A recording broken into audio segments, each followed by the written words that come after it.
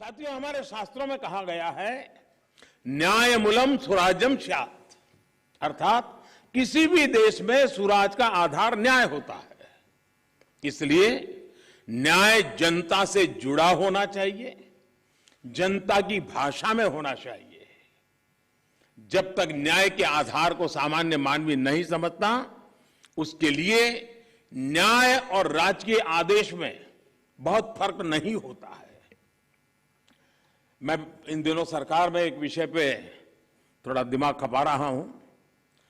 दुनिया के कई देश ऐसे हैं कि जहां कानून बनाते हैं तो एक तो लीगल टर्मिनोलॉजी में कानून होता है, लेकिन उसके साथ एक और कानून का रूप भी रखा जाता है जो लोक भाषा में होता है, सामान्य मानवी की भाषा में होता है, और दोनों मान्य होते हैं। और उसके कारण सामान्य मानवी को कानूनी चीजों को समझने में न्याय के दरवाजे खटखटाने की जरूरत नहीं पड़ती है। हम कोशिश कर रहे हैं कि आने वाले दिनों में हमारे देश में भी कानून एक पूरी तरह लीगल टर्मिनोलॉजी हो, लेकिन साथ साथ वही बात सामान्य व्यक्ति की समझ में आए उस भाषा में, और वो भी दोनों एक साथ असेंबली में या पार्लियामेंट में पारित हो, ताकि आगे चल करके सामान्य मानवी उसके आधार पर अपनी बात रख सकता है। दुनिया के कई देशों में ये परंपरा है। अभी मैंने एक टोली बनाई है, वो उसका अध्ययन कर रही है। साथियों, हमारे देश में आज भी हाई कोर्ट्स और सुप्रीम कोर्ट की सारी कार्यवाही इंग्लिश में होती है, और मुझे अच्छा लगा सीजेआई ने स्वयं ने इस विषय को स्पर्श किया। तो कल अखबारों को पॉजिटिव खबर का अवसर तो मिलेगा अगर उठा ले तो।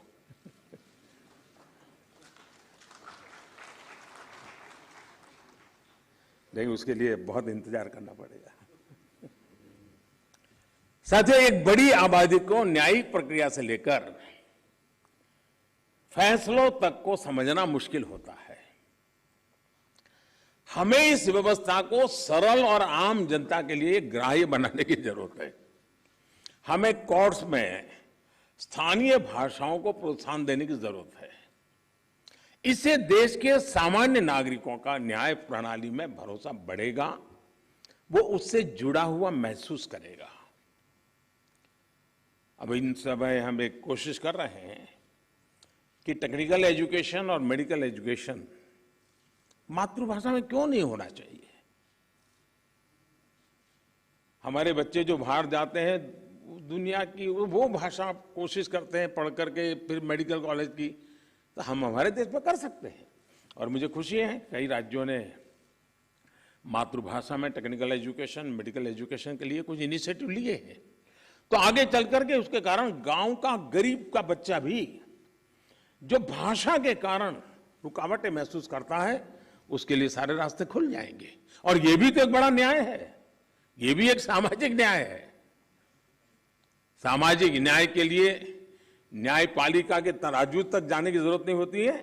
सामाजिक न्याय के लिए कभी भाषा भी बहुत बड़ा कारण बन सकती है। साथियों, एक गंभीर विषय सामान्य आदमी के लिए कानून की पेचीदगियां भी है।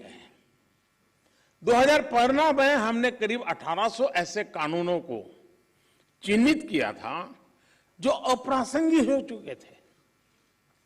इनमें से जो केंद्र के कानून थे, ऐसे 1450 कानूनों को, 1450 कानूनों को हमने खत्म किया।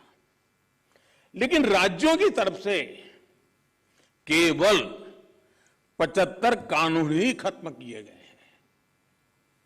मैं आज सब बड़ी आदरणीय मुख्यमंत्रीगण यहां बैठे हैं, मैं आपसे बहुत आग्रह करता हूं कि अपने राज्य के नागरिकों के अधिकारों के लिए, उनकी ईज ऑफ लिविंग के लिए आपके यहां भी ये कानूनों का इतना बड़ा जाल बना हुआ है, काल बाह्य कानूनों में लोग फंसे पड़े हैं, उन कानूनों को निरस्त करने की दिशा में आप कदम उठाइए। लोग बहुत आशीर्वाद देंगे।